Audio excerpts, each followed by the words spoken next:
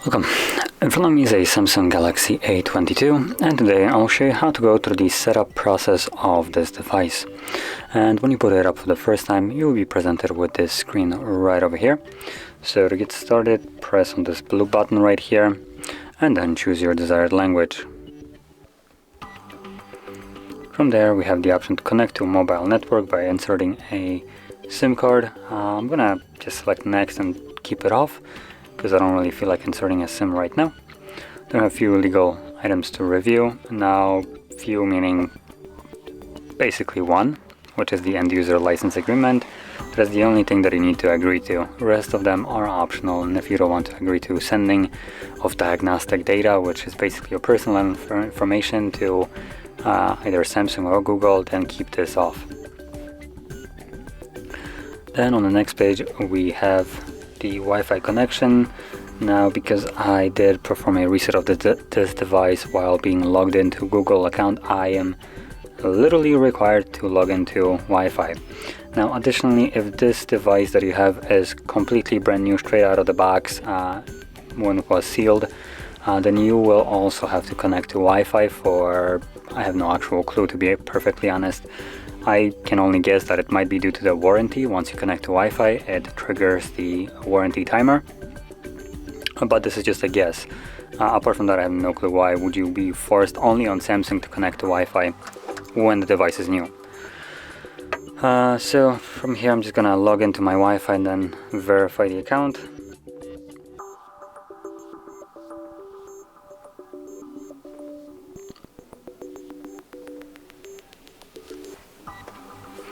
Okay, as you can see, I am connected, so now let's go to the next page. Now, you can skip Wi-Fi connection if the device isn't like brand new out of the box, and by doing so you will also have to change the date and time manually if it's incorrect, and you also won't see the page to log into your Google account throughout the setup. Now later on, once the setup is complete, you can still go into the settings, connect to Wi-Fi, and then change all the settings back to, for instance, like date and time to be automatic, and log into Google account if you want to.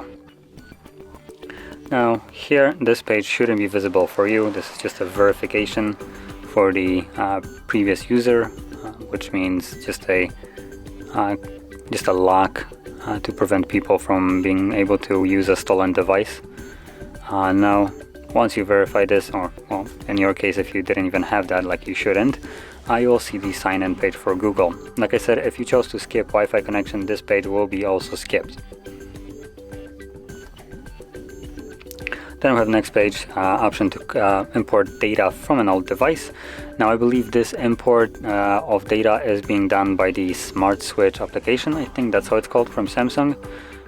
So you can download it and use this to basically transfer over the data. Now, I'll set it up as new, so selecting don't copy will do that.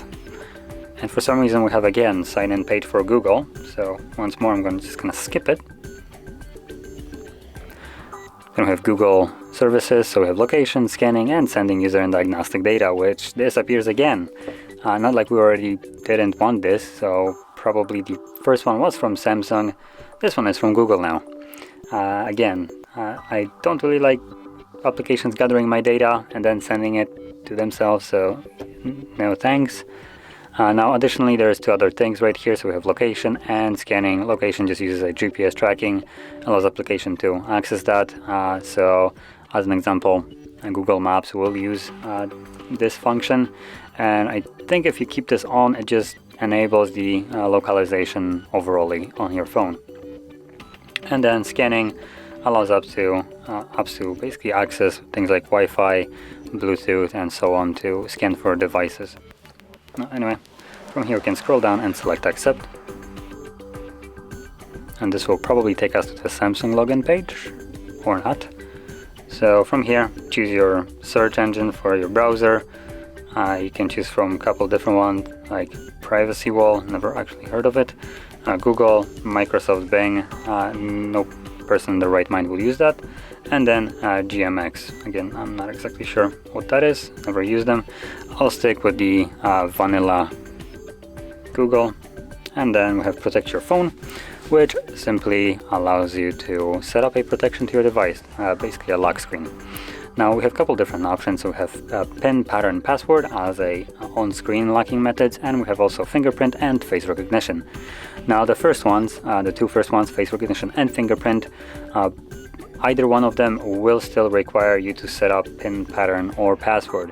That is because if something happens to either your finger, let's say you cut it, or camera cracks, like the screen right here, it will not be able to detect a fingerprint or a face correctly, and that will basically make you be unable to log into your device or unlock it. So that's why you have additional ways of doing so, like PIN, pattern, or password. Now, if you don't want to select any kind of screen lock, you can simply skip this. Have a review additional applications. So here you can select which apps you want to install.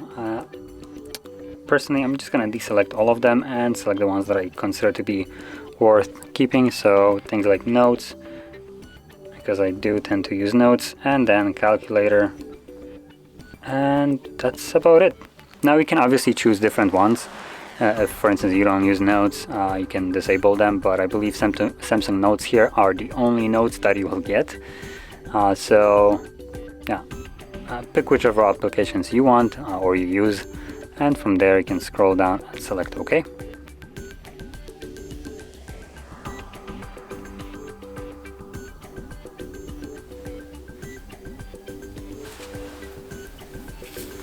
And select Finish, and this should grant us access to the home screen. Welcome. Have some continue for terms. Great. I'm just gonna skip whatever that is. That's cute. Anyway, there we go. And as you can see, that finishes up the setup. So if you found this very helpful, don't forget to hit like, subscribe, and thanks for watching.